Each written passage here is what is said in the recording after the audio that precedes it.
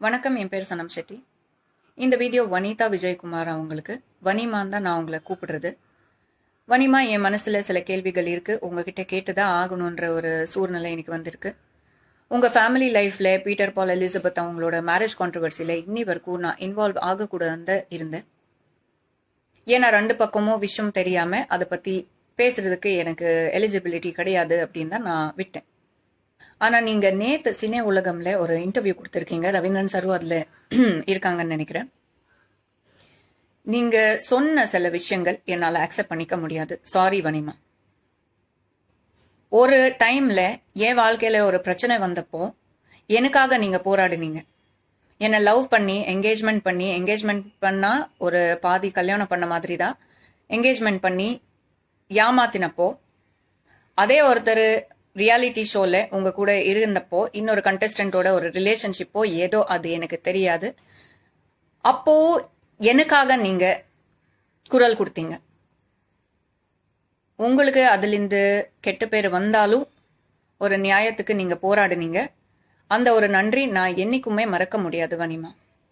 இந்த ஒரு விஷயம் அன்னைக்கு தப்புனா இன்னைக்கும் அது தப்பு தான். அந்த தப்பு நீங்க செய்யறதுனால அது சரியாகாதே வனிமா. கேட்காம இருக்கவும் முடியலையே. ஒரு எக்ஸ்ட்ரா மேரிட்டல் அஃபேர் நீங்க எப்படி ஜஸ்டிஃபை பண்றீங்கன்றது எனக்கு புரியல வனிமா.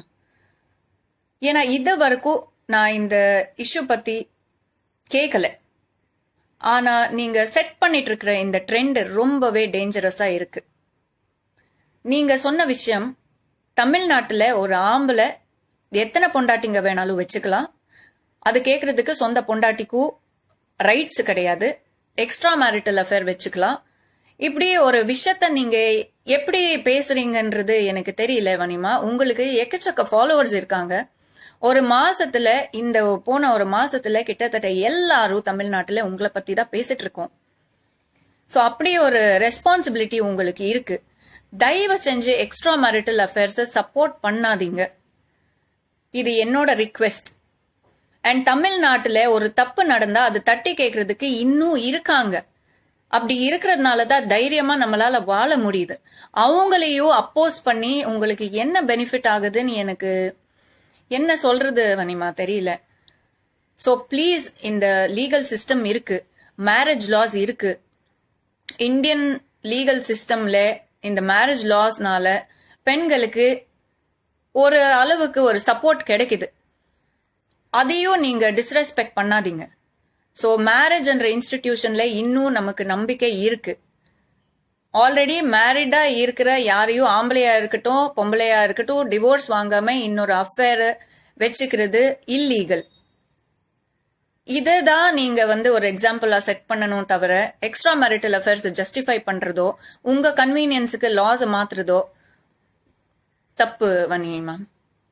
Wrong is wrong. நீங்க இந்த விஷயத்துல ராங் தான். ஸோ என்னோட ஒரே ரிக்வெஸ்ட், பீட்டர் பால் அவங்க, எலிசபெத் அவங்க என்ன கிளைம் பண்ணியிருக்காங்க, ஒரு ஃபைனான்சியல் ரிக்குவயர்மெண்டா இருக்கட்டும், அவங்க ஃபைனான்சியல் ரிக்குவயர்மெண்ட் கேட்கறதுல எந்த தப்பும் எனக்கு தெரியல.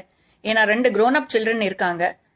ஸோ அந்த ஒரு ஃபைனான்சியல் செட்டில்மெண்ட் பீட்டர் பால் அவங்க முடிஞ்ச அளவுக்கு செட்டில் பண்ணி தான் ஆகணும். ஒன்ஸ் டிவோர்ஸ் வாங்கினதுக்கு அப்புறம் நீங்க உங்க ரிலேஷன்ஷிப்பை பப்ளிக் பண்ணுங்க, நீங்க என்ன வேணாலும் நீங்க செய்யுங்க. அது கேட்கறதுக்கு நம்ம யாருக்குமே அதிகாரம் கிடையாது.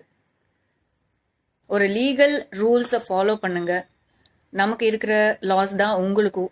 நீங்க தப்பு யாரு தப்பு செஞ்சாலும் அது கேட்கறதுக்கு நமக்கு ரைட்ஸ் உண்டு. நம்ம கேட்டுதான் ஆகணும்.